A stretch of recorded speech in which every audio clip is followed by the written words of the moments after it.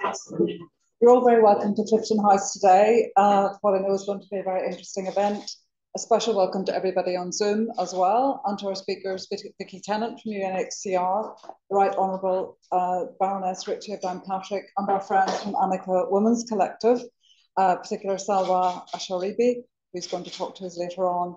And you'll hear a little bit more about the ANAKA Women's Collective later on, and really the Mary Ann McCracken Foundation work with ANAKA kind of led us to thinking about this event today.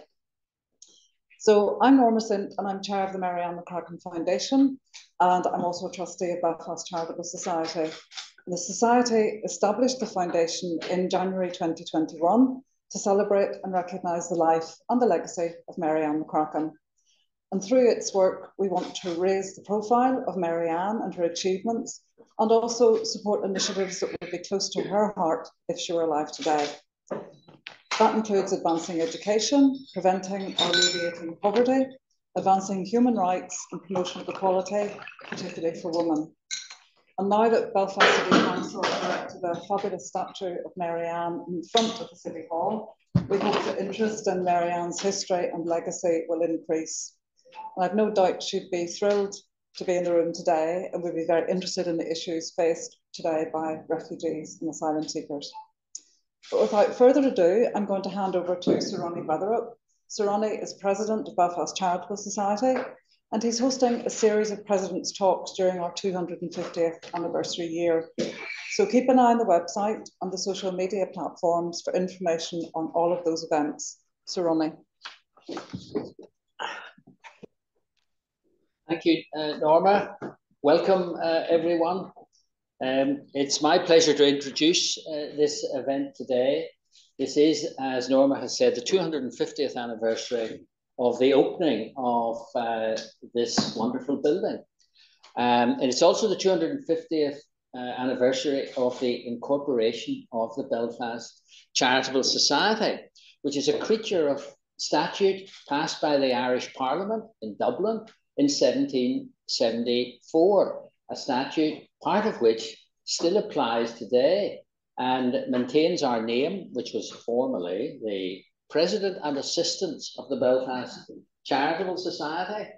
And it also formally vested in the society the grounds in which this wonderful house is situated.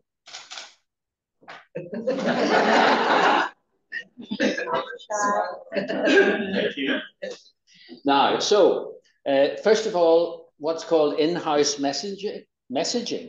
There are no planned fire alarms for today. I'm instructed, and if one happens, would you please remain seated, and the staff members who are here will guide you to the appropriate exit. Please ensure that your phones are switched off. A reminder for everyone. And to those who are following us on Zoom, you can use the chat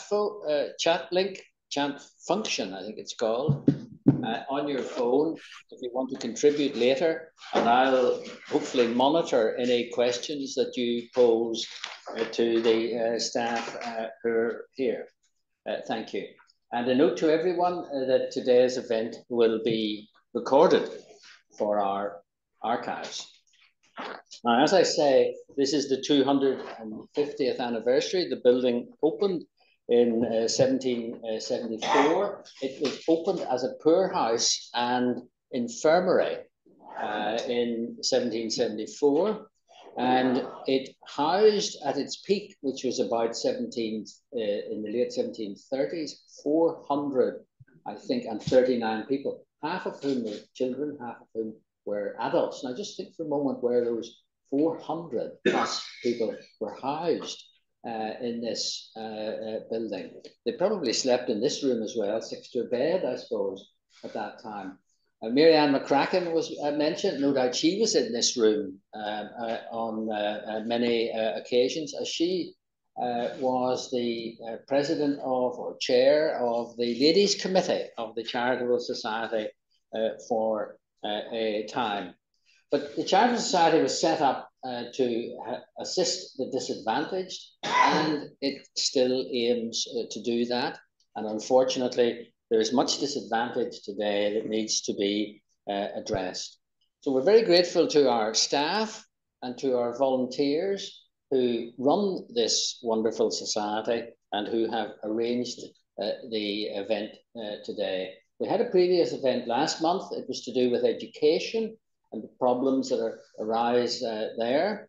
And we had a number of local educationalists, academics, and teachers who came to talk to us about the impact of the cuts in education and the disadvantage that has been imposed upon children in North Belfast, which is the second, I think, most disadvantaged ward in Northern Ireland, and therefore needs considerable support.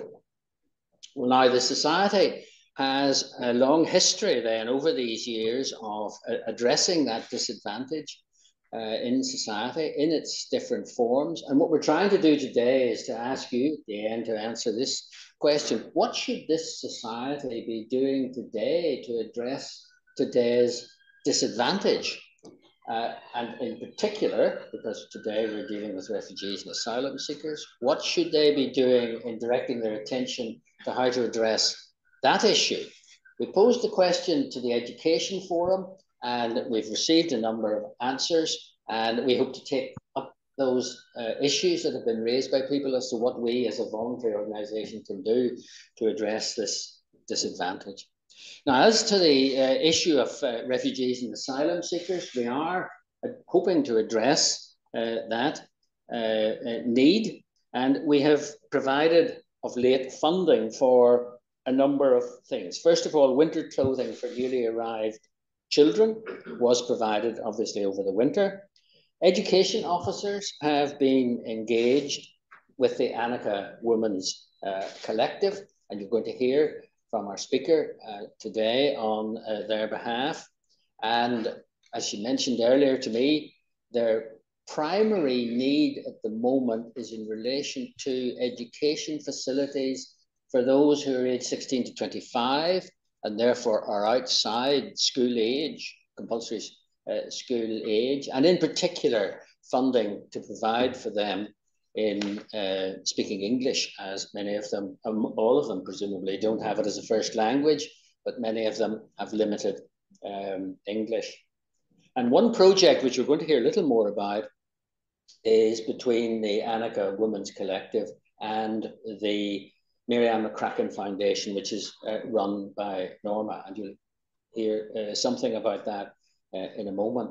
So what we aim to do this week is to attract new audiences, new people, new subscribers, new donors who will all contribute to the work of the Society and the philanthropy which is at its centre. And also when they're doing that, they hope to raise funds from other organisations which will supplement the work that we do. Now, the speaking note that I was given uses the word leverage in relation to that, a word I hate, and therefore I haven't used it except to dismiss it now. But what I'm talking about in relation to that is that when funding is provided by the Charitable Society, we draw in other organisations which will supplement that work. And so part of our organisation is to draw in, to be a centre for philanthropy, to draw in other philanthropic bodies who will provide for us. That, in the world of those who move in it, is called the L word. I leave it. Now, this event, then, I move to. We have three wonderful speakers today, and we're going to deal with the issue of refugees and asylum seekers. First of all, Vicky Tennant, over 20 years experience working for the United Nations High Commissioner for Refugees, and she's presently the UNHCR's representative to the UK. And as I was telling her earlier, what a wonderful job she has. She's a lawyer, and we may forgive that. I, in particular, will forgive her that, but she's here to discuss the global context with the particular challenges facing refugee women and girls, broader challenges in the UK asylum system, and challenges for women and girls within the UK. And we'll hear from Vicky in a moment. And then secondly, we've Baroness Ritchie of Downpatrick. Now, you probably all know who Margaret Ritchie is, because she's been involved in public life here for very many years. She was a representative in local government for a long number of years. She was in the Assembly. She was a minister in the Assembly, and she was an MP at Westminster. And now she's a member of the House of Lords. And currently, the House of Lords are involved with the illegal migration bill, and I think she's going to tell us something about that. So two speakers with a magnificent range of abilities and experience who are going to speak to us. After we've heard from the two speakers, we can have a short question and answer session for those of you who might wish to raise any questions. And if our Zoom people can put those questions in the chat function, we might address those as well.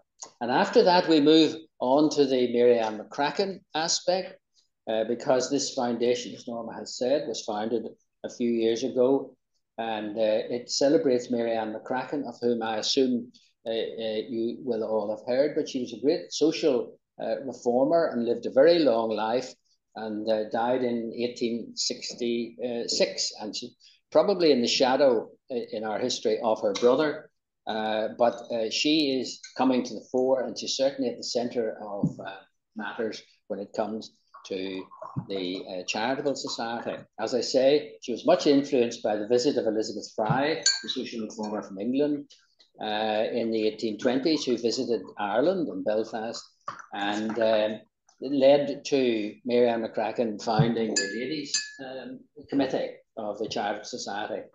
It may not surprise you to know that in those days the committee on the board was male, and the ladies had to meet, and if there were issues about the women and girls in the society, they had to write a letter to the men, and they had to ask for permission to do whatever it was, and if the men approved, then the Ladies' Committee got the go-ahead and maybe a few pounds to pursue whatever their desires were. And that was how it worked, but fortunately that isn't how it works today. The Mary Ann McCracken, as again Norma has said, has its links with the ANAKA Women's Collective, and one of their representatives is here today, and that's Salwa Al-Sharobi, and please forgive me if my pronunciation is not perfect, but she's a founding member of the ANAKA Women's Collective, has a financial background, so she has experience in one of the key aspects of all of these organizations, how to get the money in and how to spend it. And she has that. But she is a founding member, and she's going to tell us a little about the organization and what they've been doing.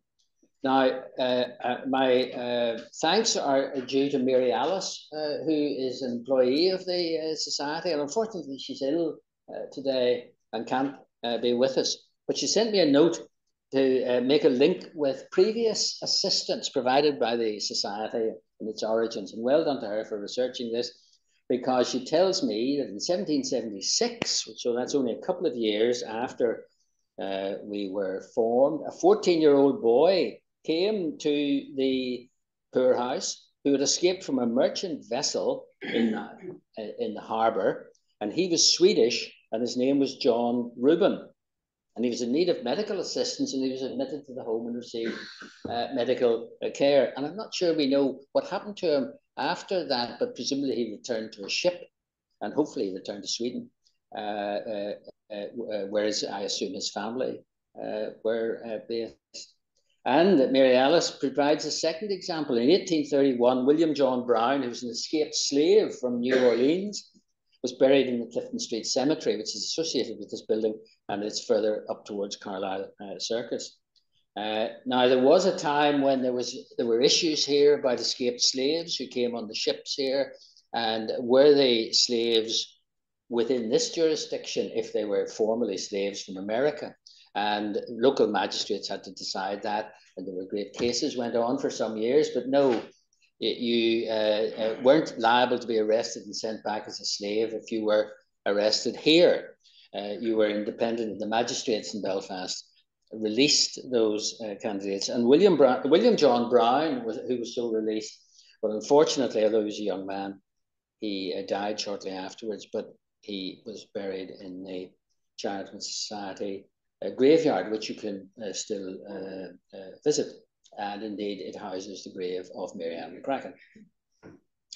So now I can introduce our first speaker of the evening. That's Vicky Tennant, as I've already described her as the UNHCR representative to the United Kingdom. She was educated, she's from Northern Ireland, I should say, first of all. Then she was educated at the University of Essex, at Queen's University Belfast, and she's a member of the English Bar. She served with the United Nations High Commission for Refugees for some time in a range of positions throughout the world, and her most recent field assignment was in Syria, serving as a deputy representative until June 2022. And she has authored several books and articles and chapters on her work, particularly dealing with forced displacement. So if I could ask Vicky to come to the lectern and to tell you something about her work. Thank you.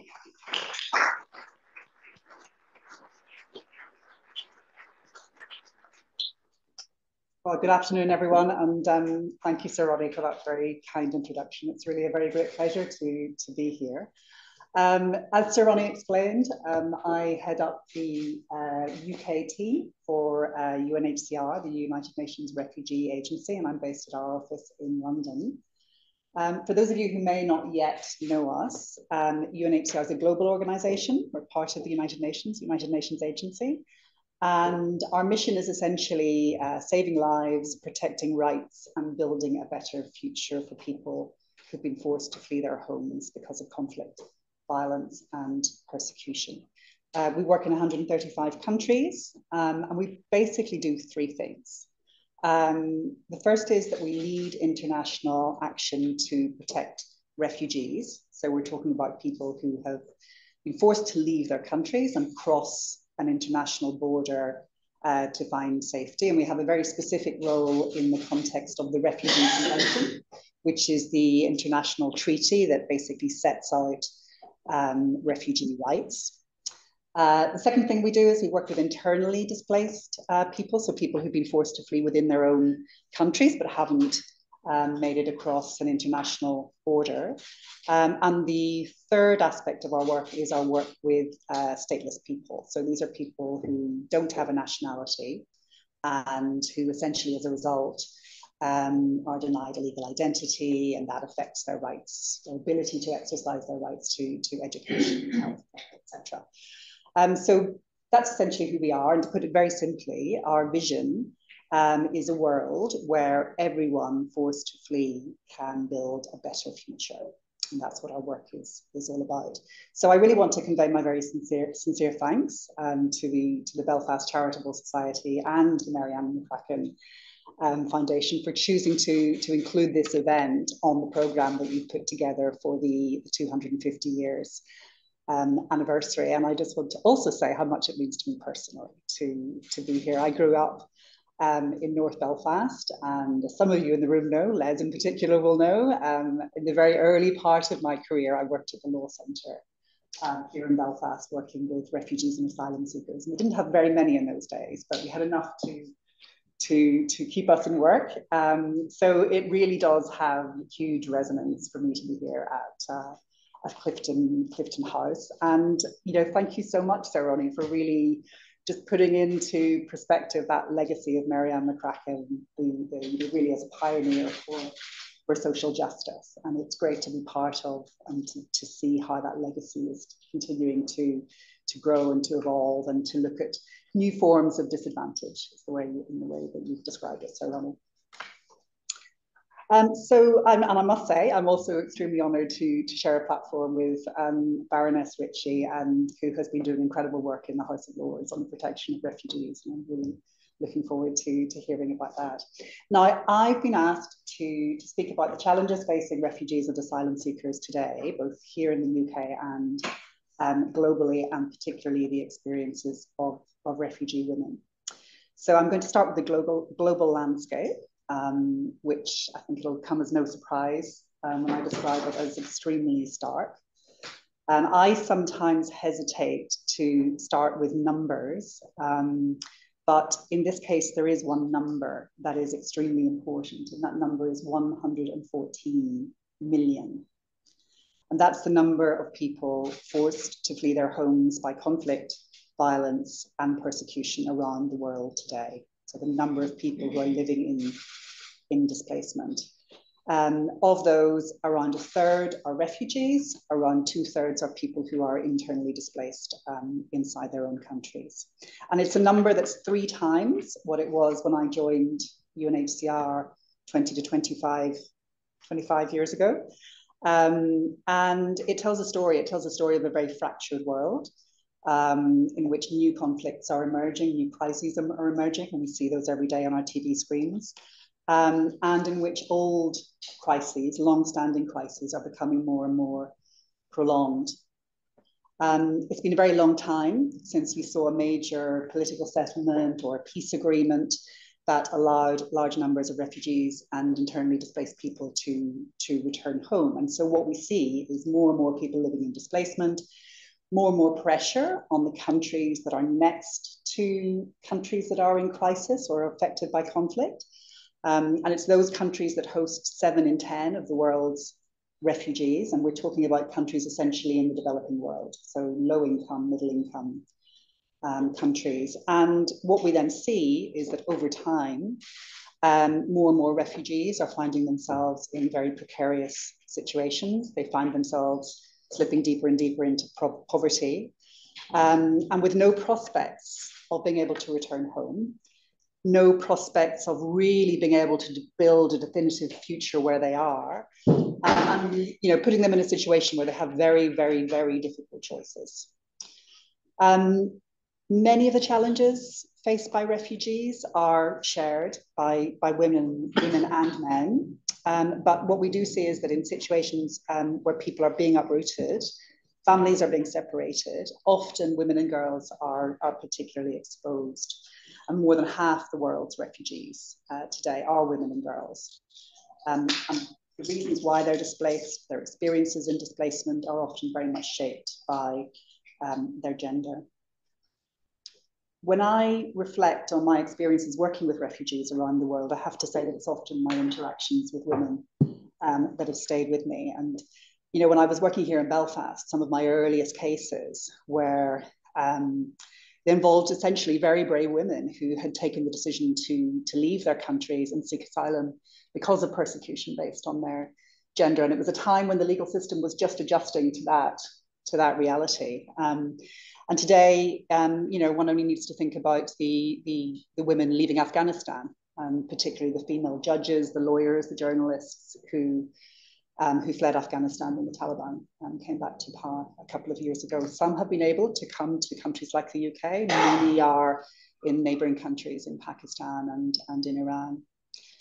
The way women experience conflict and displacement, as I said, is often quite distinct from that of men. And I have a very clear memory, and for some reason this one has really stuck with me, of being at a border. I was in Ethiopia at the border with Sudan, and we were receiving refugees who were coming out of Sudan at the time. And I met a woman called Fatima who had just arrived, and she had walked for 3 days with her 3 small daughters. And there'd been an attack on her village. Her husband had been killed, and she had carried her toddler on her back for 3 days as she walked through the bush to the border. And her eldest daughter, who was 6 years old, had also been carrying the baby on her back. So those 2 women, mother and daughter, carrying the 2 children, walking through the bush.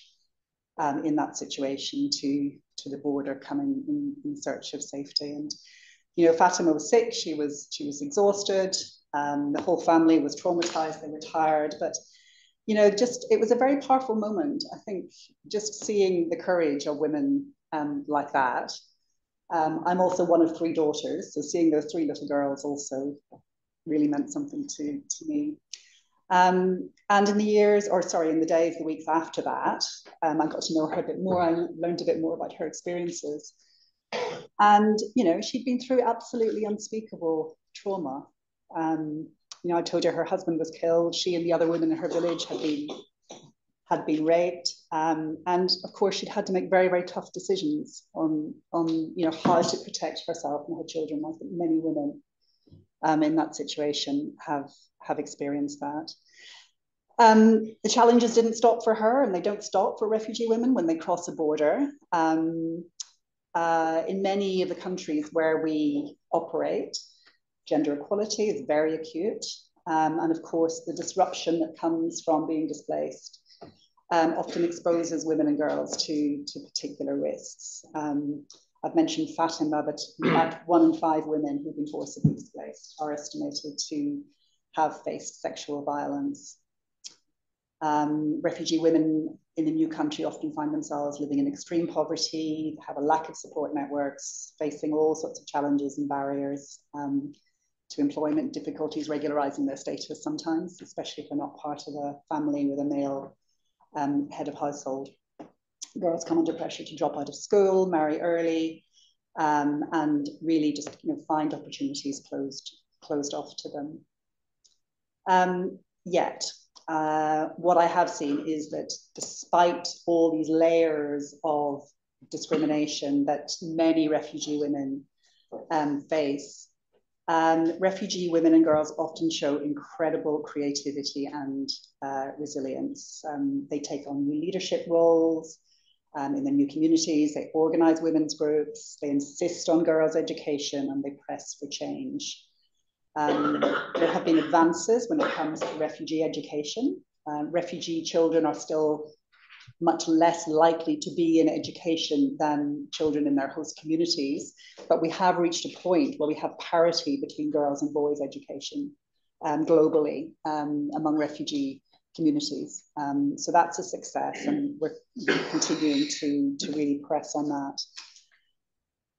Organizations led by refugee women are increasingly a part of the response to refugee crises. And we really, as I said, see women taking on leadership roles, whether it's in a camp setting or in an urban setting. More and more refugees these days are in cities and towns and rural areas, and not necessarily in refugee camps anymore.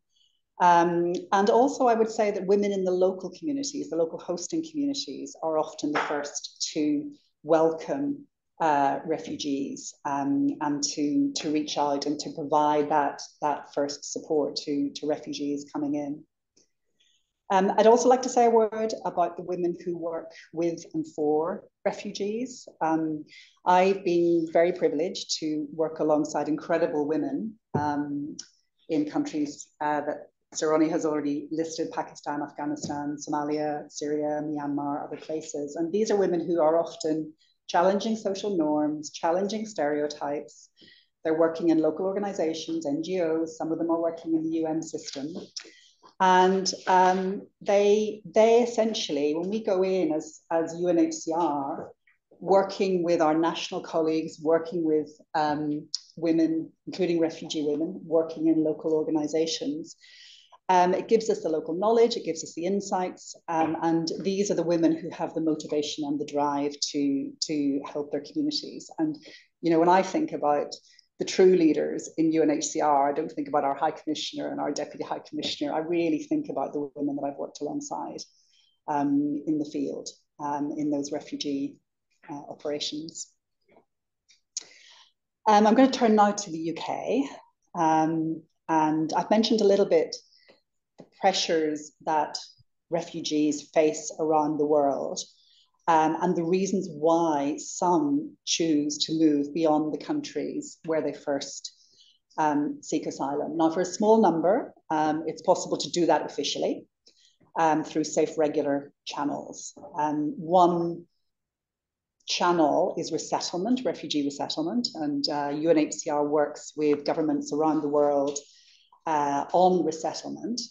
This is basically, I think, a life-saving program that allows some refugees who are particularly at risk to move from their country of first asylum to another country, whether it's the US or Canada or nowadays the UK or other countries in Europe. But it's entirely dependent on places being offered by governments.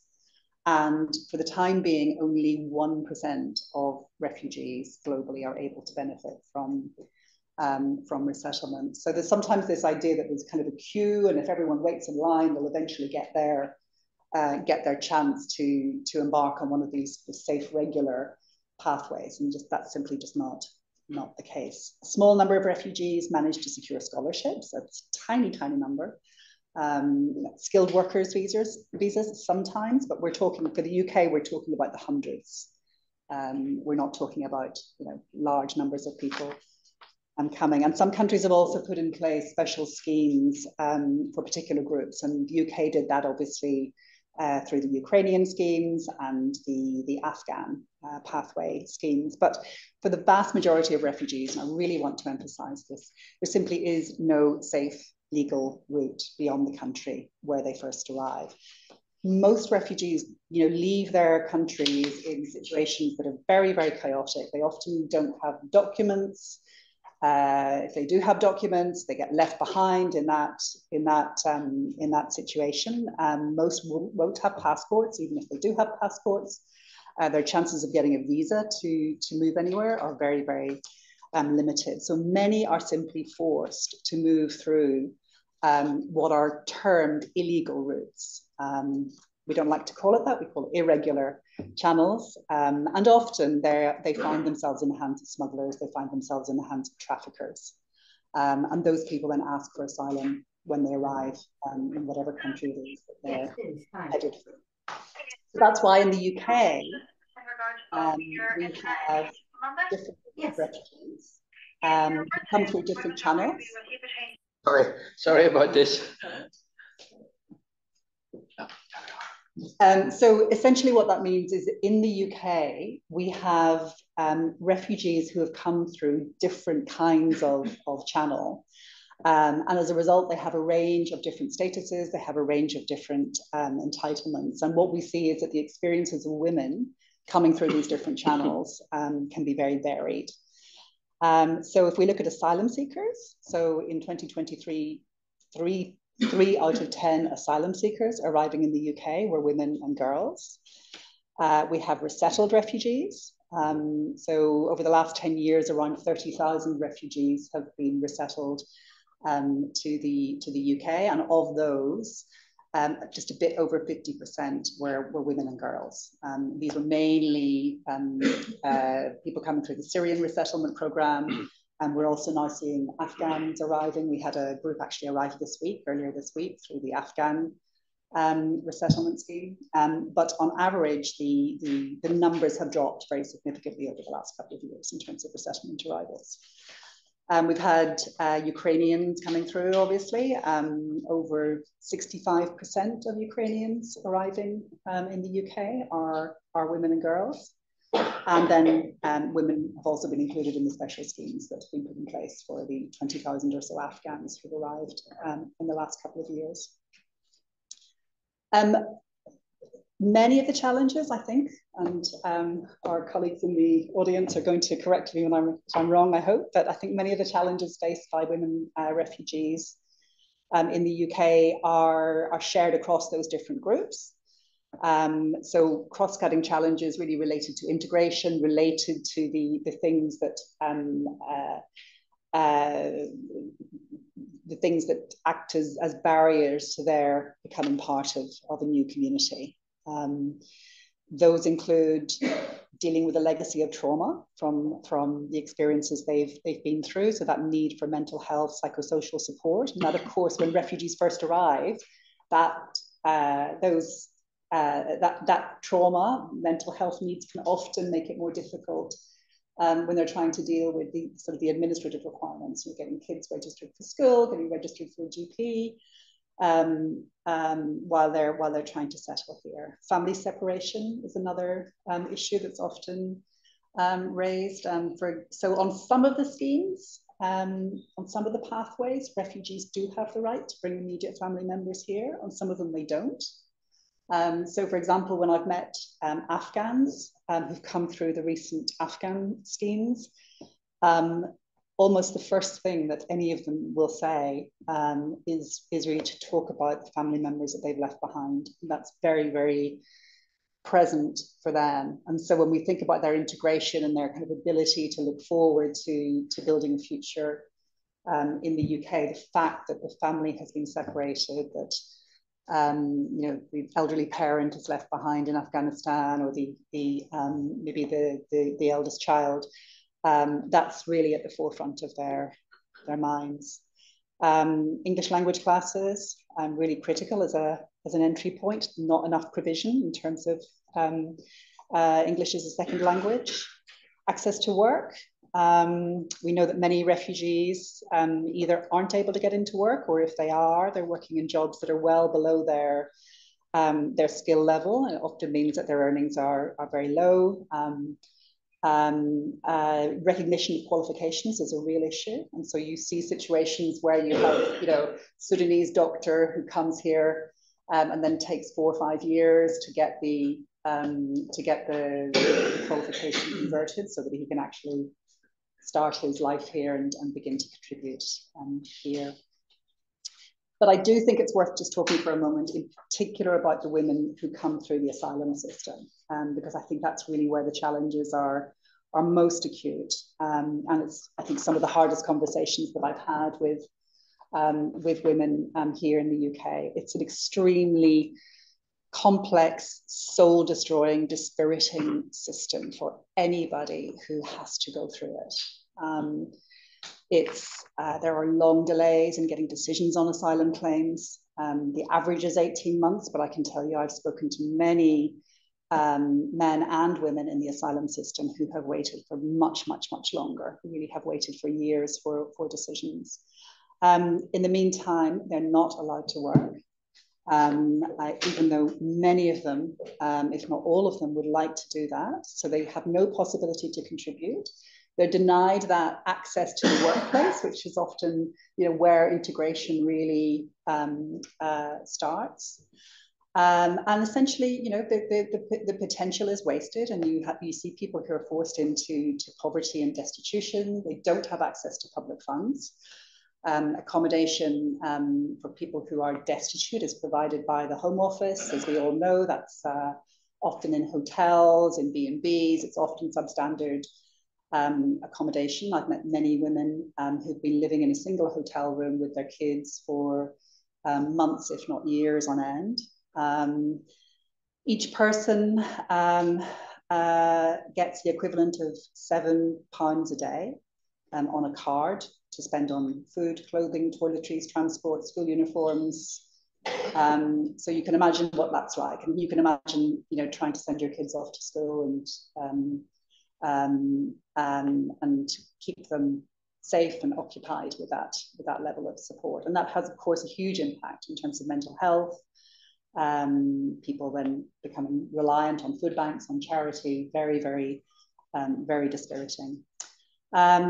When they do get asylum, and many do, around 2/3 of those who go through the asylum system are granted asylum at the end of the day. So it's acknowledged that they are indeed refugees and in need of protection. They have a very short period to get out of their Home Office accommodation, to apply for benefits, to restart their lives. 28 days, that's what they're given. And what we've seen recently with the increase, there's been an increase in decision-making on asylum claims, is that has really exposed people. We've had many, many stories of people becoming homeless when that happens. Baroness Ritchie is going to talk a bit about the other looming challenge, which is the changes in legislation and policy that have been happening over the last 12, 24, 36 months. But I mean, just to say what those changes will mean is that essentially access to asylum in the UK will be completely closed down for the vast majority of asylum seekers arriving here. I think we've all heard about the Rwanda partnership.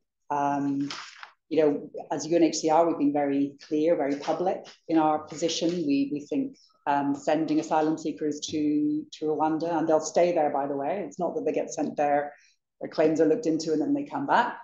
They get sent there. If they're granted refugee status, they'll stay in Rwanda. And these are people with no connection to Rwanda. We're talking about, you know, Afghans, Syrians, Eritreans, and others. So you can imagine the trauma of that. So we've been very clear. We think it's a breach of the Refugee Convention. We think it's about essentially about shifting responsibility onto another country. And we also think it sends a very, very, very damaging signal to countries elsewhere in the world that are hosting very large refugee populations, and certainly, you know, compared to the relatively, by comparison, small number of asylum seekers and refugees we receive here.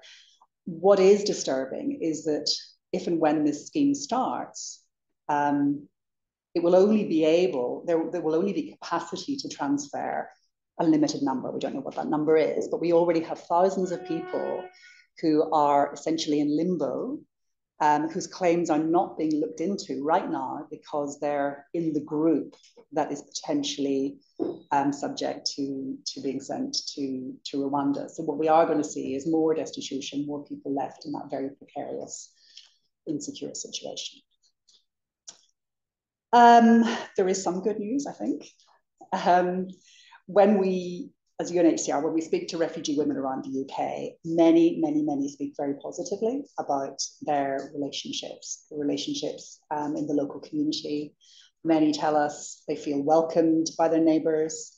Some have faced racism and hostility, but I would say that overall, refugee women have talked about opportunities they've had to create friendships, to build support networks, and to build their confidence. And we have, you know, as UNHCR, we've done a series last year. We did a kind of multimedia series where we went around the UK and we talked to communities that have welcomed refugees. And I'm not talking just about, you know, geographic communities. I'm also talking about so cities, towns, neighborhoods, obviously, but also other kinds of communities, whether it's universities offering scholarships, churches and faith groups, sports clubs, choirs, women's groups welcoming women. And when we speak to people around the UK about their work and their involvement in these groups, they all tell us about the benefits that refugees bring to them. And they all say, we get more out of it than the other way around. We're also increasingly seeing businesses recognizing the potential that refugees begin, and there's some research on this. Refugees are often very highly motivated. There are higher retention rates for refugees, and so there is a growing movement both among kind of big corporate firms to see how they can bring refugees into their workforces. But also, you know, a couple of nights ago, I was talking to someone at the London Chamber of Commerce who was talking about how small and medium-sized businesses also see the value of bringing refugees in, and they're trying to work out how to make that happen. In terms of welcoming refugees, certainly Northern Ireland is playing its part. If you look at resettlement, Northern Ireland actually hosts more resettled refugees per capita than any other part of the UK. Mostly Syrian refugees, but also recently some Afghan families. Northern Ireland also hosts around 3,000 asylum seekers, around 2,500 plus Ukrainian refugees. So Northern Ireland is certainly in there in terms of receiving and welcoming refugees. So what I want to say is, despite the challenges, which are very real, there is, I think, across the UK and in Northern Ireland, still a commitment to those values and that global tradition of providing refuge for people in need. And we have to continue to nurture that. We need to work with refugee women and not for them or on their behalf, listening to what they're telling us, and removing the barriers that get in their way. And I'm really looking forward to hearing more about the ANAKA Foundation. And I just think the project is very much in that spirit.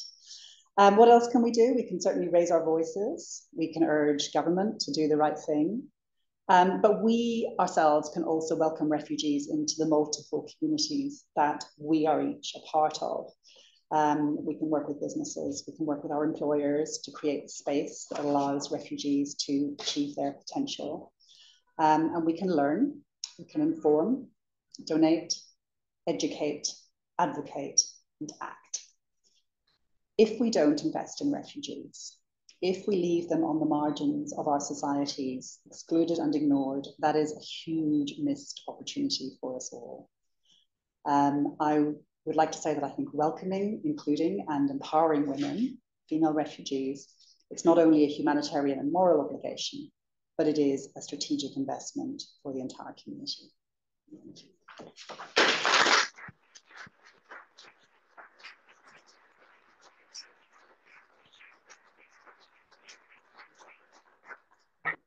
Well, thank you, Vicky, for that splendid overview of the issues that we're addressing. And I must say, I was unaware that Northern Ireland was playing the part that it was. I'd rather heard to the contrary in other settings, but if we're doing that well, I'm glad to hear that that is so. So thank you very much for that. Now I want to introduce our second speaker, Margaret Ritchie. Margaret was born in Downpatrick, and she is a graduate of Queen's University. Now she is Baroness Ritchie of Downpatrick and a member of the House of Lords, and sits then as in the reviewing chamber in Westminster. Her particular political interests are human rights and equality and health policy, and she's a member of a number of bodies. She's on the board of Cooperation Ireland, an advisor to PeopleHawk, which I must say I hadn't heard of, but it is a human resources online platform, apparently. And she's a member of the Down Community Arts, and she's also an honorary professor at Queen's. So a great variety of interests and work. But in particular, she's been involved with the illegal migration bill, and I think we're going to hear a little more about that. So if you would welcome Baroness Ritchie.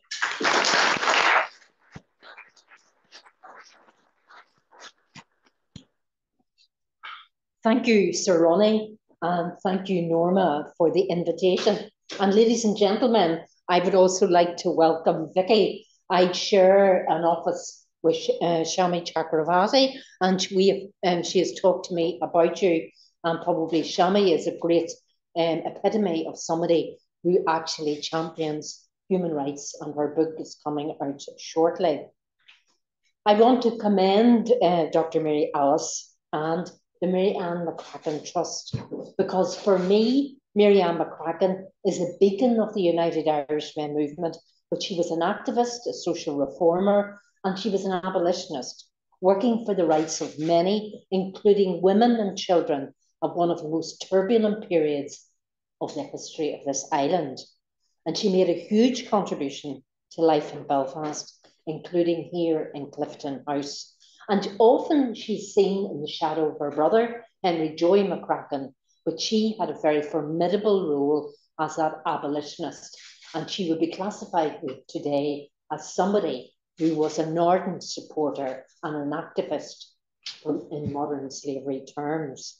And she is undoubtedly a standard bearer for fighting of the rights of the oppressed and marginalised. I've been asked to talk about the passage of the illegal migration bill, which is now an act in the House of Lords, and the challenges facing refugees and asylum seekers. And I would only have to say that I wish that the benches opposite me, namely the Tories, heard the testimony this afternoon from Vicky, because I would like to think that would persuade them into refrain from their Rwanda way and from their illegal migration way and from their mantra of stop the boats. Those challenges for refugees are accentuated by the suite of Tory legislation that was fueled by Brexit and aimed at reducing migration, migrants and refugees coming into the UK. And this legislation, that is the Legal Migration Act, in conjunction with the Rwanda Bill, is anti-humanitarian, breaches European Human Rights Act, and the human rights and equality provisions of our own Good Friday Agreement on Article 2 of the Windsor Framework. The human rights provisions within the GFA are encompassing of all rights and not solely related to the Troubles period. But the government keeps insisting that. We have to understand that Westminster is a bicameral parliamentary institution with two chambers. The Commons, which is the boss, we always have to remember that. It is the elected chamber. We in the House of Lords revise, review, scrutinise and try to improve legislation before it goes back to the Commons. Sometimes in areas of compromise, there may be approval, or with this government, it uses its majority voting against amendments that sought to improve the rights of refugees. And in this debate, you cannot but not be political. In looking at the actual act, it is important to consider several factors. The role of immigration in the Brexit referendum in June 2016. And in many ways, that fueled Brexit and fueled the result that ended with Brexit. And I remember talking to Labour MPs from the Red Wall constituencies who have since lost their seats as part of that. And it was a few days before my colleague Joe Cox was murdered. And they said that UKIP had taken over and that we were not going to win this referendum because they were using the issue of illegal migration and to peddle their own particular philosophies. The Conservative government philosophy of stop the votes, which could still be the mantra for their election manifesto, fueled the Nationality and Borders Act. And in that Act of 2022, we have the ETAs, the electronic travel authorizations, which cause such difficulty for people on this island in terms of living in the north or working in the south, or if you live in the south and work in the north. The Illegal Migration Act and of course the Safety of Rwanda Bill were all fueled by ardent Brexiteers who believe that migrants and asylum seekers, many of whom are women and children, are the root cause of our problem, and that is utter rubbish. The issue is that Brexit has failed, so they're looking round the corner to find another reason to justify their position. Well, whereas they have damaged our economy, our trade and society. And over the years, the UK government has introduced numerous policies to make seeking asylum less attractive. And that period, that microcosm of 2020 to 2024 is when the most heinous and immoral legislation that has been anti-migration, anti-asylum seekers and anti-refugees has found itself. And I agree with Vicky, the Illegal Migration Act is effectively an anti-refugee measure that is contrary to the Refugee Convention, and it penalises even genuine refugees, including women and children, and some of the women obviously are here today, purely for their method of arrival in the UK. And it will lead to their long-term detention with all the ensuing additional hardship and trauma while the government works out what to do with them next. And it deprives them of full Human Rights Act protection and will purport to license ministers ignoring interim measures of the European Court of Human Rights in Strasbourg. And I think in this debate, it is important to remember the words of the Chief Commissioner of the Human Rights Commission here in Belfast, who are represented here today, who stated on the 23rd of October at the advent of their legal case against the Act, because they rightly believe it breaches the rights and equality safeguards of the Good Friday Agreement and Article 2 of the Windsor Framework. And at that time, Alison Kirkpatrick said, "We are concerned that this Act will effectively make it impossible for people who arrive in the UK irregularly to present as refugees." She continued, "The Act creates sweeping new detention powers with limited judicial oversight, and the proposed removal of vulnerable people seeking refuge to a third country without a guarantee of them necessarily accepting protection is deeply problematic." So the important point, ladies and gentlemen, to emphasise, these policies that flow from the Illegal Migration Act impact in a detrimental way on families, women and their children seeking asylum.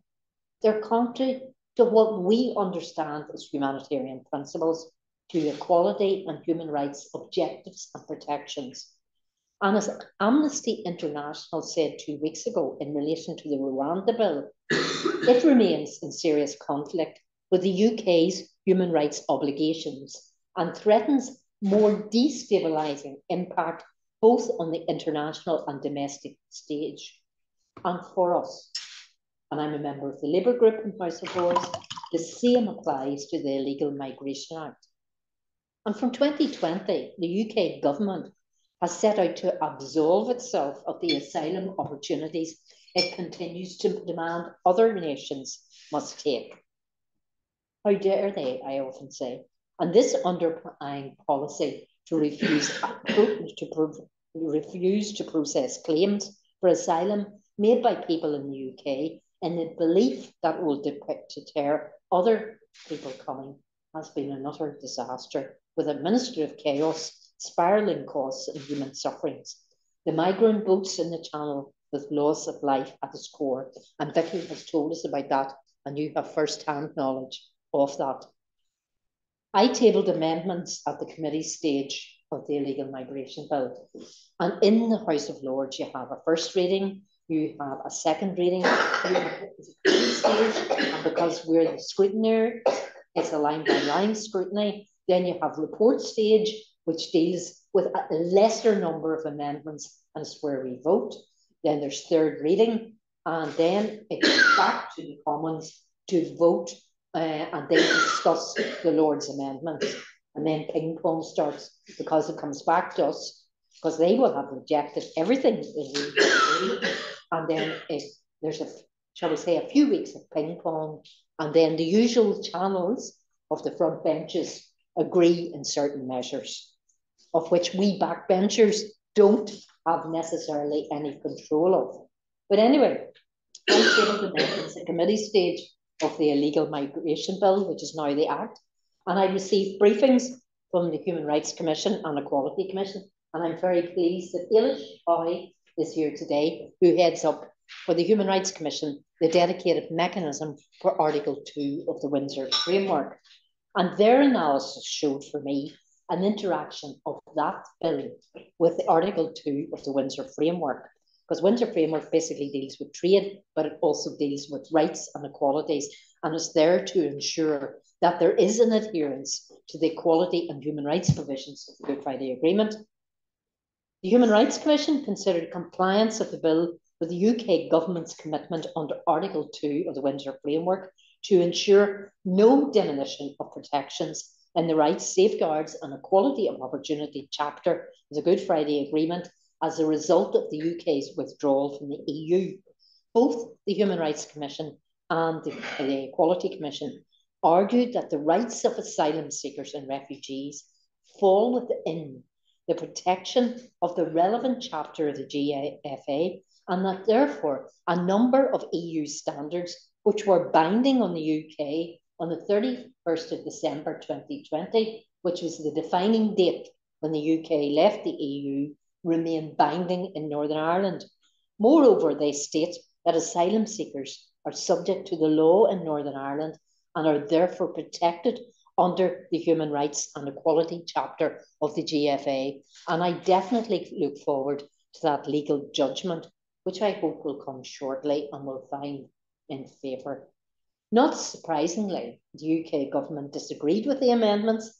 As I said earlier, they have a narrow view of equality and human rights provisions within the GFA and see them as only relating to the Troubles period in Northern Ireland.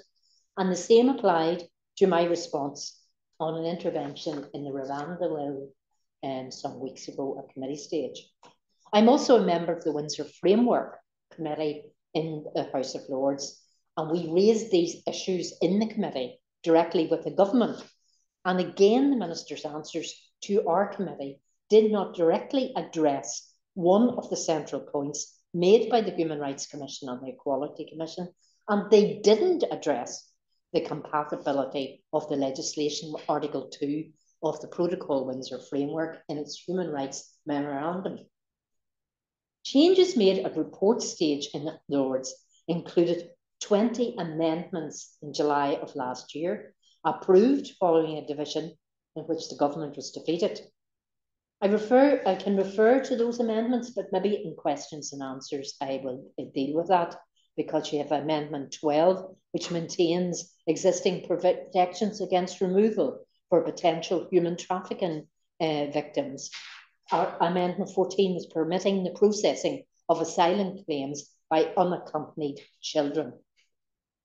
All of these amendments were defeated in the Commons on the 11th of July when the government exercised their majority, and ping-pong consideration of the Lords' amendments was scheduled for the 17th of July, when the government must have wheeled in every, shall we say, more mature members of the House of Lords who don't normally appear, and they exercised that large number of votes to defeat us, and they defeated all of them. And then, at that stage, the bill was enacted, actually, on the 20th of July. But I learned yesterday in the House of Lords that actually hasn't been implemented. Now, that's interesting, and we have to ask ourselves, why is that the case? And I think I might be tabling some questions to Lord Sharp of Epsom. And the same will happen, ladies and gentlemen, with the Rwanda bill, which we've been challenging as late as this week in the House of Lords. And last week, we defeated the government on 10 amendments, and then it came back to us as part of ping-pong because the government and the Commons used their majority to demolish our 10 amendments, came back to us on Wednesday, and we won on the 7 amendments, which should have been back to us next week, but won't. And then the government must be slightly afraid because it will come back to us on the 16th and 17th of April. Always remember that that will happen in respect of the Rwanda bill. But the Supreme Court judgment stated that Rwanda was not a safe country, my understanding. But the UK government, through this legislation, a bit of a Houdini thing, is trying to prove that it is safe to justify its policy of stop the votes. So it's highly political. The bottom line is that there's a duty of responsibility in all of us to ensure that these policies and acts continue to be challenged, that refugees and migrants, that women, and particularly here in Northern Ireland, are protected, and right throughout the UK. We must provide for them, we must ensure that they're safeguarded, and social justice demands that all of us must and should do this. And I hope that a Labour government will have some repealing mechanisms in play, but obviously all of that will have to be worked out. Recently, the Migration Observatory published a document back in January of this year where it stated that UK policies are aimed at deterring people from claiming asylum. They assert that over the years, the UK has introduced numerous policies to make seeking asylum in the UK less attractive. That document was published on the 23rd of January this year and raises key questions. How do current or proposed asylum policies aim to deter people from seeking asylum in the UK? How do we ever know if policies to deter asylum migration have worked? Deterrence policies for asylum seekers, what does the evidence say about their impacts? Will the Illegal Migration Act mean more people are removed from the UK? I presume the working assumption is yes, but if they haven't implemented it, we have to ask the question, why? How many people will be affected by asylum deterrence policies? How will deterrence policies affect immigration detention in the UK? And how will deterrence policies affect the integration of refugees in the UK?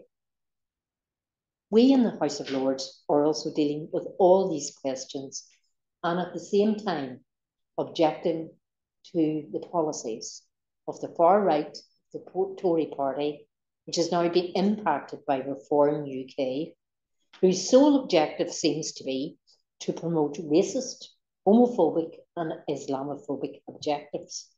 And this is all happening at the time when we witness the slaughter of innocents in Gaza and Ukraine. Ladies and gentlemen, we need humanitarian policies. We do not need the Illegal Migration Bill or the Rwanda Bill. We need humanitarian policies that are moral and based on the needs of the respect of individuals. We need practical, pragmatic immigration policies tempered by mercy, as Portia portrayed in The Merchant of Venice. Thank you.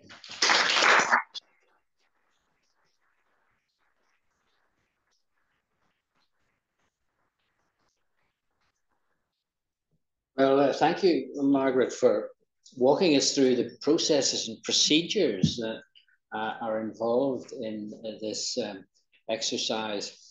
And I'm taken by the expression, the ping pong, with the bills going backwards and forwards. Definitely not tennis. Yes. So that's an interesting concept. So we wish you well then in the work that you're doing and congratulate you indeed on what you're doing. Now, I'm going to move to a question and answer process, and I'm going to invite any questions from the room. And there may be some questions. Have we got anything on the chat function? No. Well, I'm going to invite questions from the room to our two speakers. Is there anyone who'd like to ask a question? Colin wants to ask something, yes? Also, may I say really a big thank you to let me call you by your first names, Vicky and Margaret, for their contributions. I'm going to play a little bit of devil's advocate here. I come here representing an organisation called All Nations Ministries. I probably guessed from that it's a Christian organisation. They're not very far away, down the road here. Their leaders were invited, I know today, which I hadn't realised until I got in contact with them. They're involved in the youth rally down in one point of Lost Trevor. Now, I say that because I want you to see the context in which I'm speaking. And I happily concur with how Margaret finished up her talk to us on supporting humanitarian approach to these things and care and everything with mercy. That's from my standpoint. However, I want to ask some questions that I may do.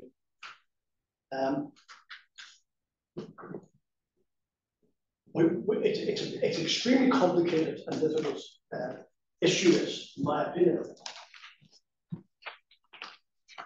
How do countries, nations, governments balance not only the, let's keep away from the numbers thing, but the emotions and feelings within their own boundaries of people against the needs. And let's face it, we are absolutely, I hope that Vicky will accept this, we're only 1% resettled.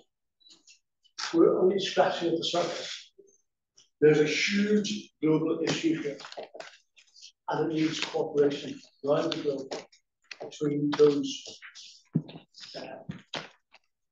whether you want to call them still developing countries, but certainly more vulnerable and poorer countries than the richer countries to help with this issue. To what extent do we balance this and allow the government? Whilst I have every sympathy with what's been said, I just think that it's a huge issue. And unless we have the cooperation of the people living in the country, please can I put this suggested? And I think maybe you did really touch on this, but can I suggest very firmly that this is an area where a lot of work needs to be done. Convincing people, encouraging people that this is really important, that these people deserve us to be on their side, put in very basic terms, and to be magnanimous. But that's a big subject, big effort. There's a lot of feeling within these islands that this is an issue that's going to, what's the word I want to use? It's going to do us a lot of damage and change our society so irrevocably that they're very worried about it.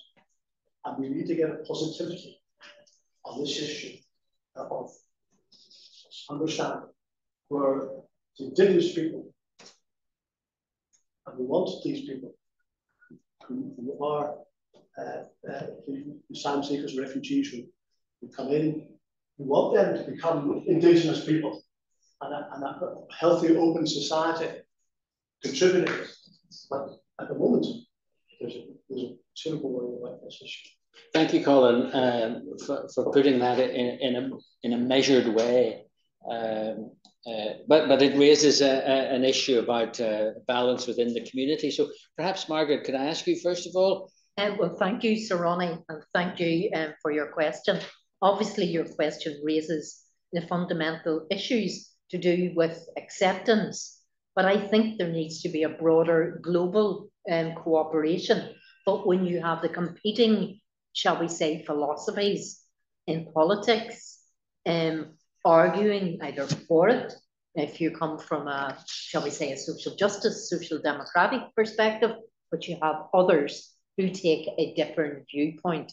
And I think we have to look at this island itself. Many of our forebears, ancestors, had to go to places like the United States, had to go to the UK, go elsewhere, Australia, for purely economic reasons.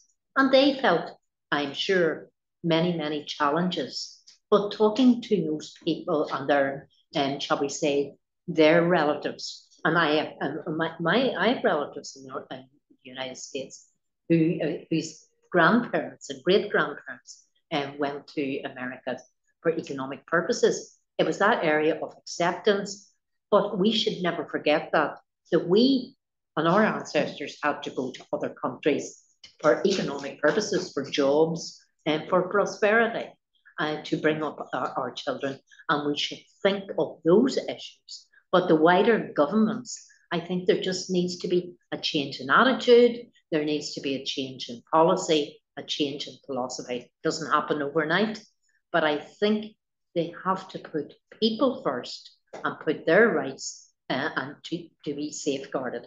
And there does need to be cooperation with the European Union. And you can't fly against that. It has to happen because we're all in this together. You see what's happening in the Republic of Ireland, where you see the far right trying to take over in parts of Dublin, and you have the riots, and you have people being marginalised and not wanting refugees and asylum seekers. And do those people not realise that their ancestors had to go to Boston and New York and Philadelphia and Chicago for job opportunities? And I suppose life is short, so therefore they mightn't forget. But there has to be cooperation, and there has to be a global cooperation. And I think Vicky wouldn't disagree with that, that the UNCHR needs that level of support from global authorities. You have the G7, you have the G20, and they need to be discussing these issues and discussing a global approach to them. I'm not saying, I actually agree with you. And the EU does have a significant issue there. And that comes back to the issues of Gaza as well. There needs Yeah, I'm not going to hog this, but can I just remind you, there's been a huge population explosion since then, in those days. Those are countries that really, really needed development and people to come in. But also, it's not just the government, it's the people's hearts that need to be changed. Well, but I think, first of all, I think the people, the ordinary people, I don't think have anti-views, but they're presented with all this from the government, which they allege represents what the people want. And there does have to be a change of heart, of course, and we all have to look at within ourselves. But I feel there has to be that global cooperation. And I think churches also have a role to play in all of this.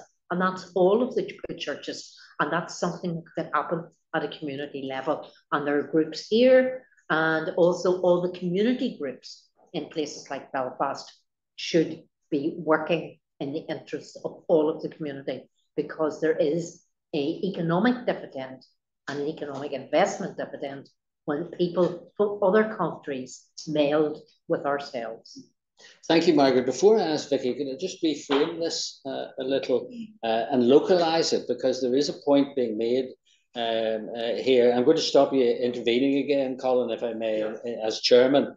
But may I just put the point in this way? If we localise it, we're all in a position probably where we take a similar view in relation to this, and it might be described as a fairly liberal view, and that may be because none of us has suffered a particular disadvantage in relation to issues. But if you take a local community where there is disadvantage, then you may find that there are, and I think this is perhaps what Colin is getting at, you may find that there are some people who are disadvantaged who are not happy that others receive services which they feel they're entitled to.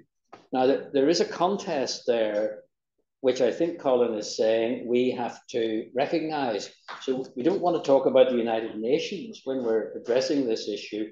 We want to talk about what you're going to do in North Queen Street when you're addressing this issue. So Vicky, could I narrow it down to that sort of, which I hope is catching the point that's being made here? Yeah, no, absolutely. And I mean, thank you very much, Colin, for the intervention, because I think you touched on a number of things that I would wholeheartedly agree with. I mean, the importance of building public confidence. And I think what happens is that when members of the community, when they see small boat arrivals, it all seems very chaotic, not being well managed. You have an asylum system that doesn't seem to be functioning.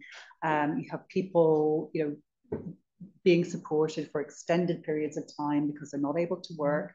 And I think it does come down, quite frankly, a lot of it to, efficient systems that actually get people through those systems quickly, decide whether or not indeed they're refugees who need protection, in which case you can get them on the integration pathway quickly. And if they're not refugees, if they're not in need of protection, then you have to be able to return those people to their own countries. And I think that if that was seen to be happening, I think there would be more confidence. I think we'd get away from this sense this is somehow a crisis situation, but unfortunately that's not what we're seeing. And this inability of asylum seekers to work is really critical in that regard.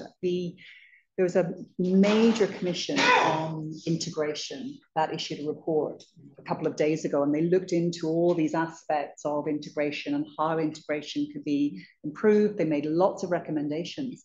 But one of the really important parts of that report was that they did an economic analysis, and they showed that investing in asylum seekers, in refugees, would actually bring economic benefit to the entire community. And I think you get away from this North Queen Street perception that people are living on benefits and receiving support, taking up accommodation that in a housing crisis, that accommodation that's needed by people in the local community. So fair, efficient systems, giving asylum seekers the right to work, and then just to come back to this issue of international cooperation, absolutely key.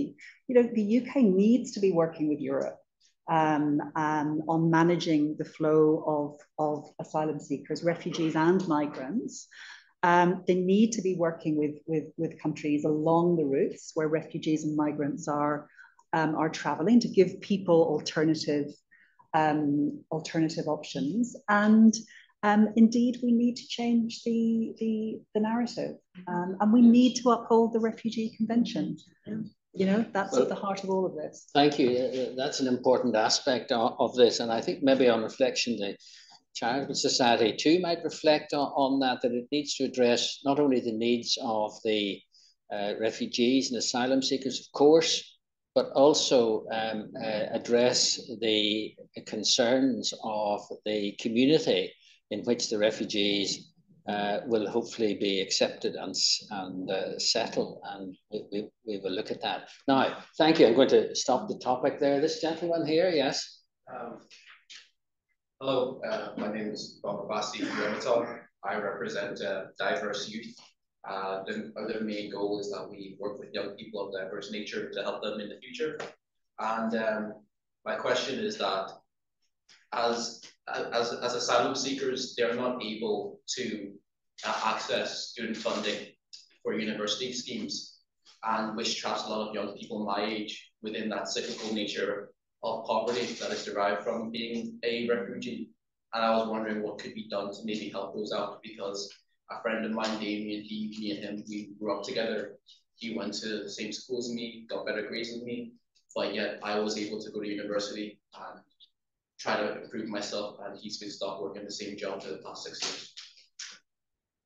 Thank you. Well, I'm sure we'll agree with that, that there's funding there that should be made. Do you want to I'll just say two things. First of all, quick decisions on asylum claims, because those who are recognised as refugees do have access to university education. And the second thing is that some universities have offered scholarships to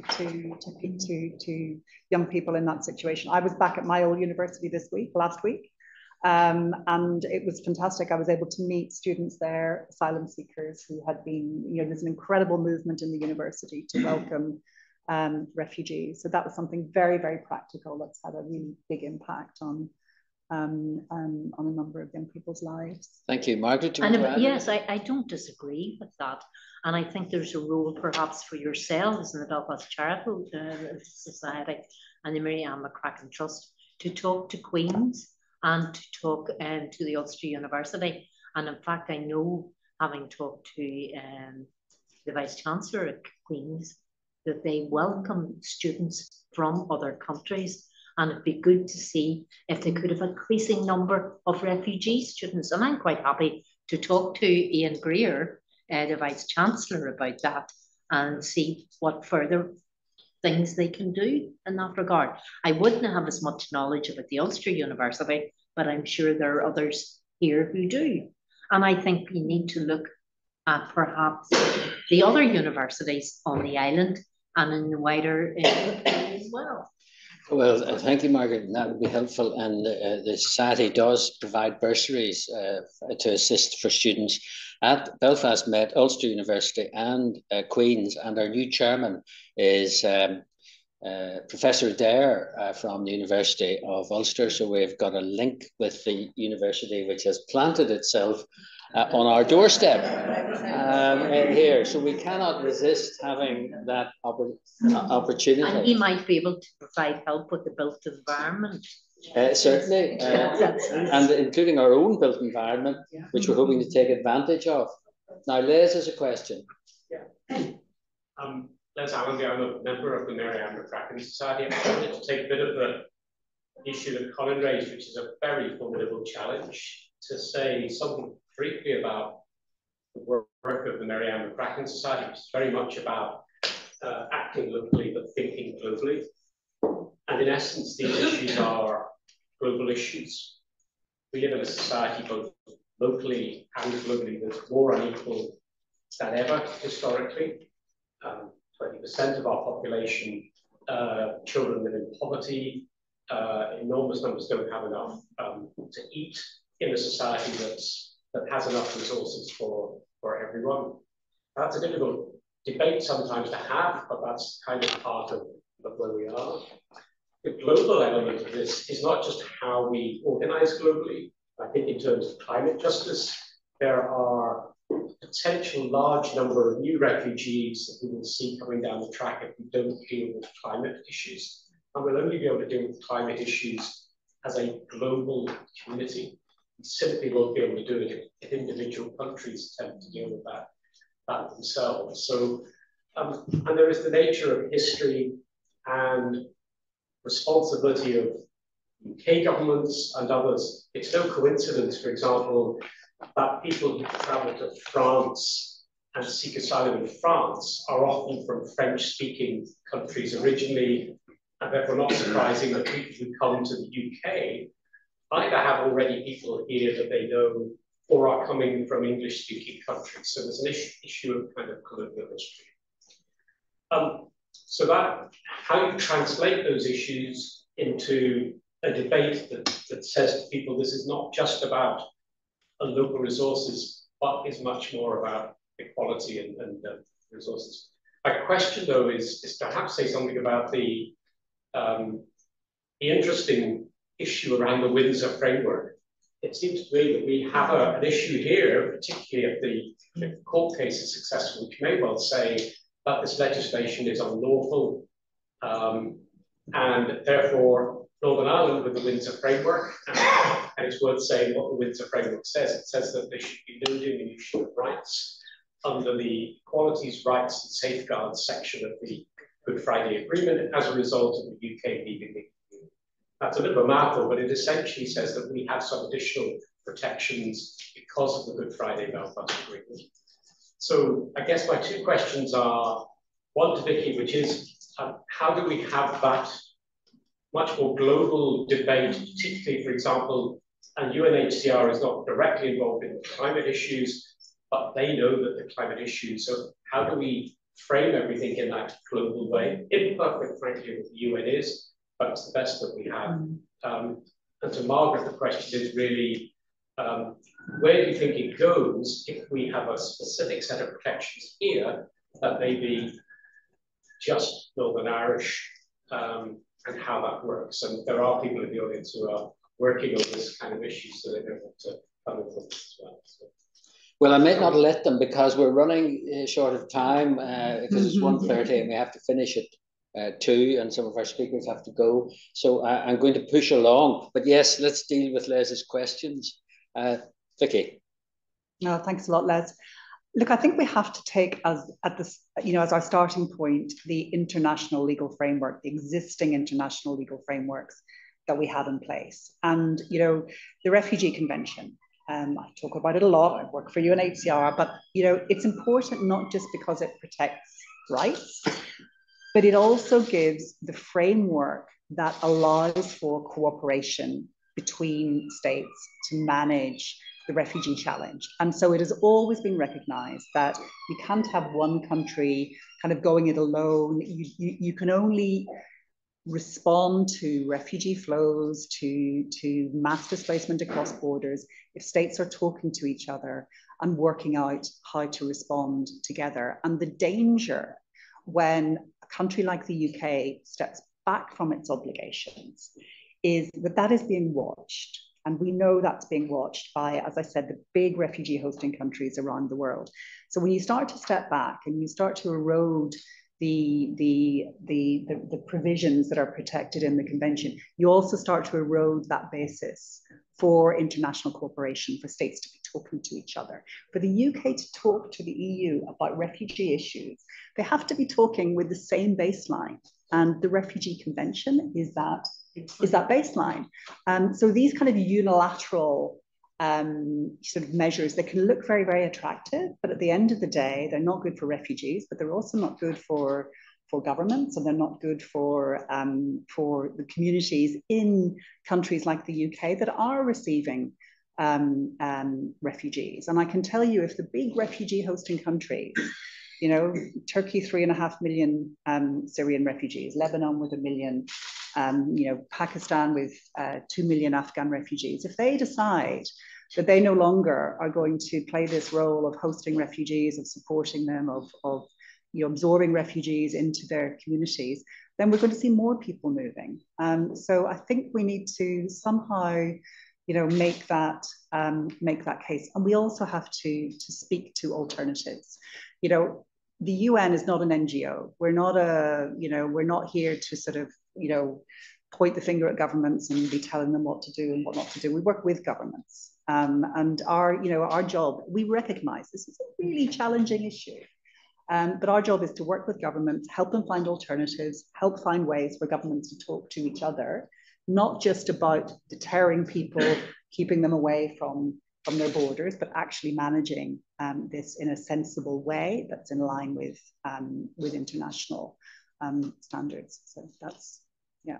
That's how I would. Yes, Margaret. In relation, Sir Ronnie, to Les's specific question about Windsor 2 and Article 2 framework, I hope that the judgment is favourable, but then we enter into that whole debate, and I think, and you as a former Chief Commissioner of the Human Rights Commission, and also the Human Rights Commission and the Equality Commission, along with wider society and with ourselves, needs to be influencing the government to ensure that that legal judgment, if successful and favourable, is supported, that is protected, and it's enshrined in some form of legislation. Because unless it is legislative based, I can see there could be problems. But there will also be opposition, as you know, because of our divided society here in Northern Ireland, and that's enough to say about that. But I think we have a job of work then to do to ensure that those protections are safeguarded in this local context.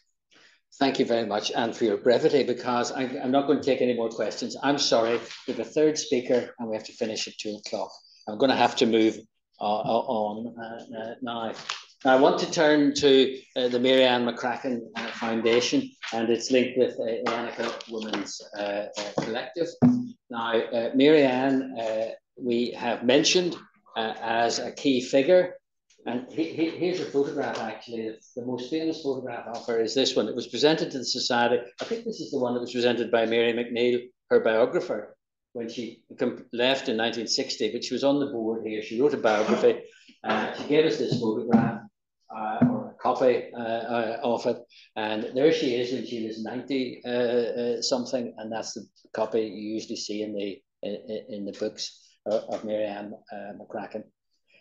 Now, the work of the ANAKA Women's Collective and the Charitable Society, they've come together, and they have been working with each other. And one of the projects that they devised was to work with local poets. That's Raquel McKee and Ruth Carr. And they set up a number of workshops in order to promote common interests through the medium of poetry. And the participants in the project were, on one side, Mary Ann McCracken, on the other side, the refugees and asylum seekers who came there. And the project resulted in a number of individual poems and also a collective poem, which you're going to hear later in a moment, I hope. But this liaison between the two groups was important because the society extended it to all aspects of the contributors, and that was through transportation, appropriate food, simultaneous Arabic translation was also provided, and a creche for childcare as required, and the boardroom has hosted this and other events. In fact, so I'm going to ask now if Salwa Al-Sharobi would come and tell us something about this project. Salwa is a founding member of the collective. She uses painting and photography. I've described her as a financial background, but she also has a photographic background, and photography has been a key part of awareness aspects that she's working on with the refugees and asylum seekers. And she says at any time she's dealing with 300 families. So that gives you some idea of the scale of the work that's being done. And she co-facilitated the poetry project. So Salwa, come up and tell us something about what you're doing.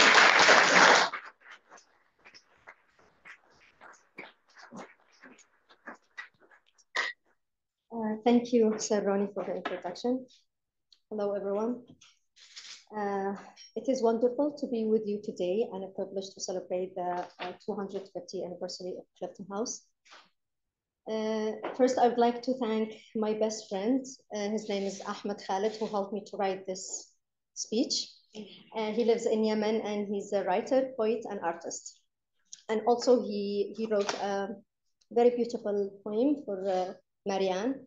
I would share at the end very small part of it. My name is Salwa Charabi, an activist and cultural visual artist from Yemen. As a photographer, I tried to use art to combat issues of early marriage, the violation of children's rights and women's rights, and to raise awareness that rejects this inhuman phenomenon, which played a role in leaving my country, Yemen.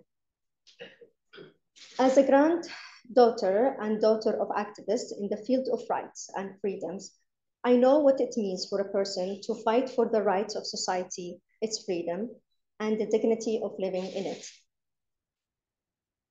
I know what it means for a person to face situation of authoritarian, alone, or political, and attempts to suppress and silence voices that do not move in the same direction as the current.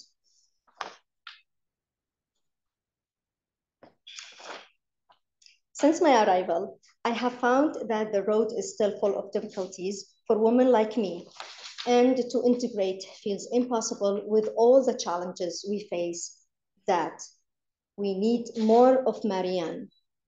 In 2019, a group of us who were facing these challenges formed women's group to stand up and confront the system of procedures that discriminate against us.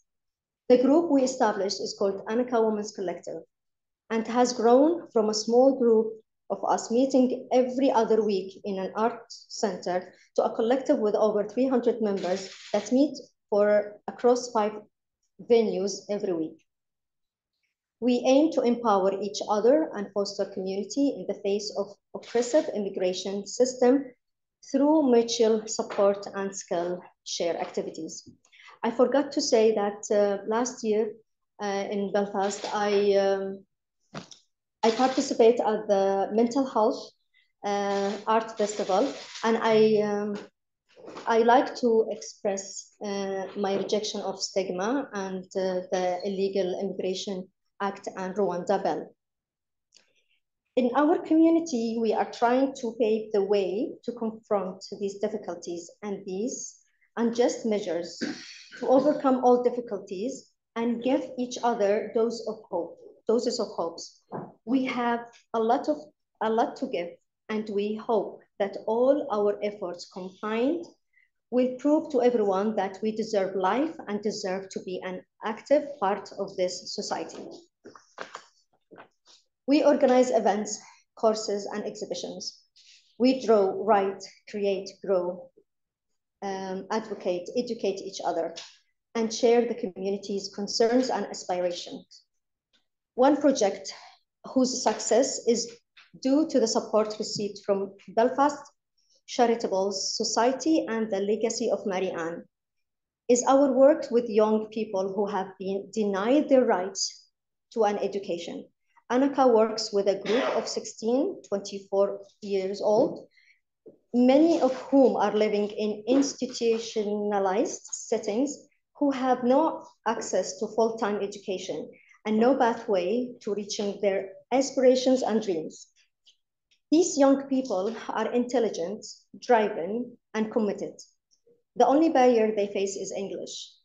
Unlike other parts of the UK and Ireland, there is no strategy or program in Northern Ireland to help these young. And instead, most are on waiting lists for the name ESOL classes that they will find their parents in. Due to the funding from Belfast Charitable Society, ANAKA has been able to employ 2 education project workers to overcome these barriers and less putting pressures on these in power to bring about sustainable change. We have partnered with organizations such as Queen University Belfast, Belfast City Council, Refugee Language, and Unison, and now offers 4 weekly classes that are giving these young people the qualifications and support they need to progress in their education journeys. It was an honor for us to be part of the workshop with the Mary Ann McCracken Foundation. It gave us the opportunity to learn more about the history and struggle of this inspiring lady.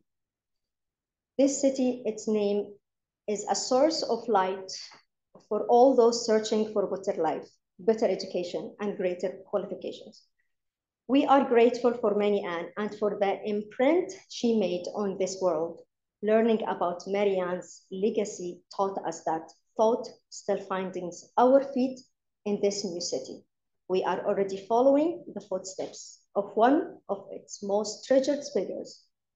Her flame of life still burns within us.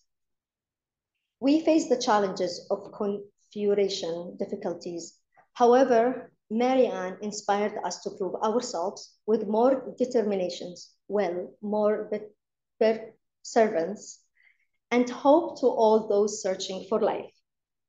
The legacy of Mary Ann continues to push us towards achieving more successes and achievements that will touch her soul at the top, and she smiles whenever she knows that many are guided towards a more beautiful life thanks to her unforgettable actions. So this is the part of the poem. Mary Ann, the moon that illuminated the darkness and light the way for the exhausting steps. The rose whose fragrance exalts to all dreamers and to all those who inspires in life. The song whose melodies flow from the letters of your name and from the symphonies of your achievements. Thank you.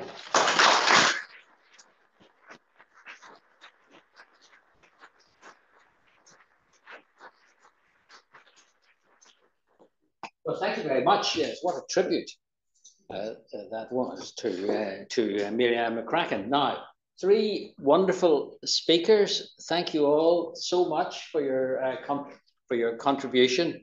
Magnificent. Now, I want to make a presentation to each of our speakers. The Society has published a book for its 250th, for last year actually. We get a book for every year maybe. The first great charity of this town, as it was described, Belfast Charitable Society and its role in the developing city. And a fascinating book. And here we are. I should say that it's signed by Mary McAleese, who launched the book here last year. Thank you very much. And I'm not sure why, Sally, you chose to sit down there, but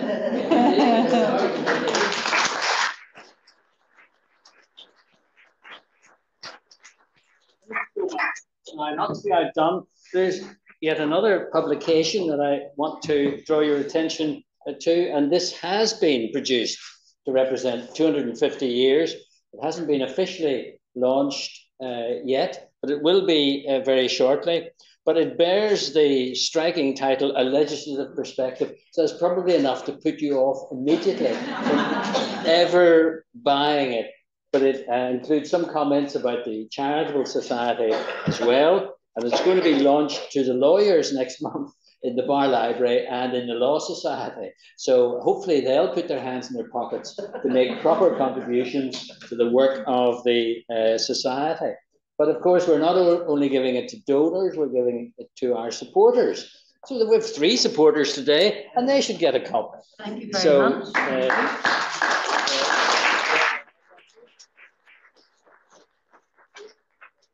That is a little light reading for your spare moments. Now, the book is not for sale as such. We're not selling it. It's a means of outreach, if I can put it like that, in order to secure donations. Now, I'm rushing along as we did in the education event because everything takes a little longer than you expect, but 2 hours is long enough to keep your attention. So we're now moving on to what my note describes as, we've passed the Marianne Never Gave Up, which is the title of the poem, actually, and hopefully we'll be able to get copies of that and that it'll be on our website. Now, the call to action is really a question which is asking, what does this organization do in order to further support refugees and asylum seekers?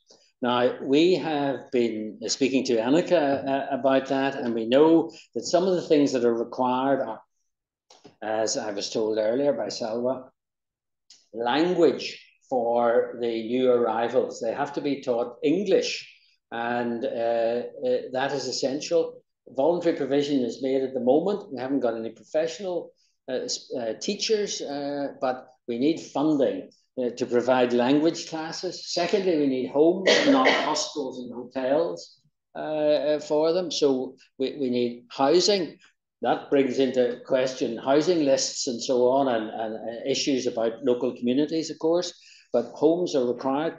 Education is required for the children, the boys and the girls. And as we've heard, there's an issue about post-schooling education and training and the capacity for work and the ability to be able to work. And of course, most broadly, to try and take measures to eliminate racism insofar as that is possible. Those are a number of measures. Now, we are a voluntary organisation, and therefore there's only so much that we can do in relation to the steps that might be taken. So in relation to this, the other thing that I should say is required, and again, Salwa is the trigger for that, a strategy for Northern Ireland. We apparently are the only place that don't have one. So obviously, that's another item on our list of to-dos. Now, I'm not going to start a discussion now because we haven't time, but you've got an evaluation form.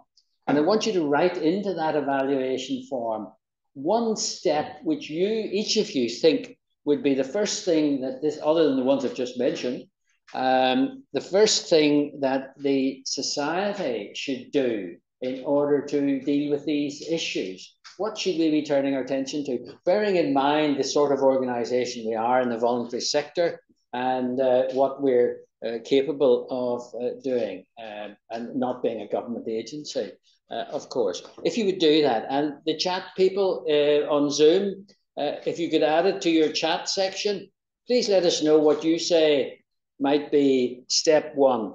And if you forgive me for not opening up a discussion on this. This exercise has been designed to raise awareness. I hope it has done that, but of course we're raising awareness with the converted because all of you are going to support the cause that we're promoting. We need to raise awareness with the unconverted, and maybe that's part of your task because you can outreach to those who are not here to tell them of your own awareness of this issue.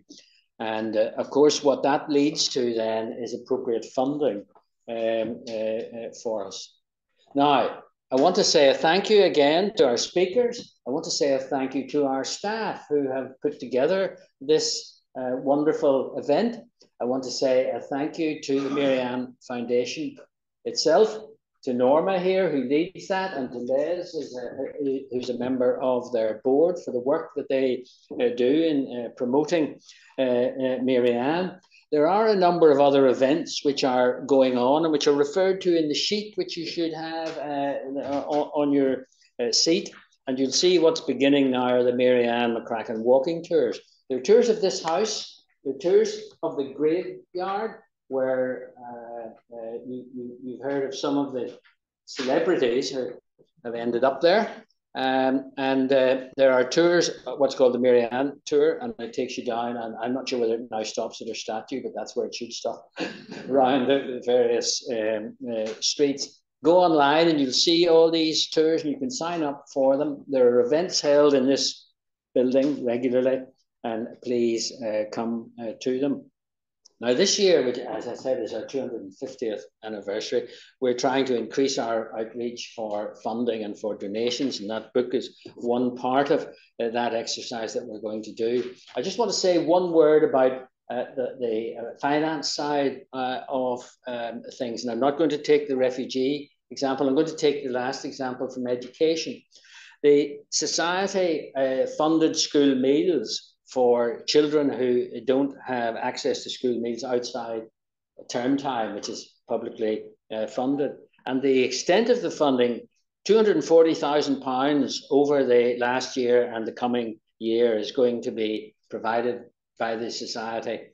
And it provides for 10,000 children to be assisted. And the £240,000 also provides for the L Word to create an additional supplementary £300,000. So when we raise funds, other organisations piggyback on that, or can piggyback, or we want them to piggyback on that. That's £500,000. Think of the extent of donations you have to get to generate. That's just one item of all the work that the society is doing. The Mary Ann McCracken Foundation has its own funding. It has provided separate funds. It's provided £30,000 to 12 schools in the last year. And this is to provide people who are disadvantaged schools, mightn't be able to go on to sixth form or further education, tertiary education. And this is to provide funding for their support while they do that, if their family can support them. During COVID, there was a laptop issue because children were being dealt with at home and they needed laptops. The society generated the funds to provide 225 laptops to the schools in North Belfast. Now that required raising £50,000 to buy 225 second-hand reprocessed laptops, which went to the children. And so it goes on. And those are just some examples out of the education situation. So when we're talking about funding here, this is a voluntary organization, does not get public money, and relies on private donations from individuals and organizations in order to provide for the disadvantaged. And therefore, the extent to which we need contributions, and I'm not inviting any contributions from anyone who's here, I'm inviting it from those who can afford it and those organizations that can afford it. Because as you can see, we need hundreds of thousands of pounds every year to fund the most basic things. And in order to do that, we need very substantial donations to be made. So my plea to you is to let it be known that this organization does not fund itself. It relies on individuals to provide so that we can provide the services that are required. And if you come across people who have the funds, please make sure that they make a contribution. And if they want to have one of these books in exchange, we're not selling them, but if they want to give £100, they might get one. So I'm not sure if there's anything more I need to say, and I hope I've kept time. There's a video of the poem, which is now going to be played. So a fitting finale, I think, if I now allow, Jason, are you going to run this for us? Okay, ladies and gentlemen, here's the poem. Mary Ann never gave up.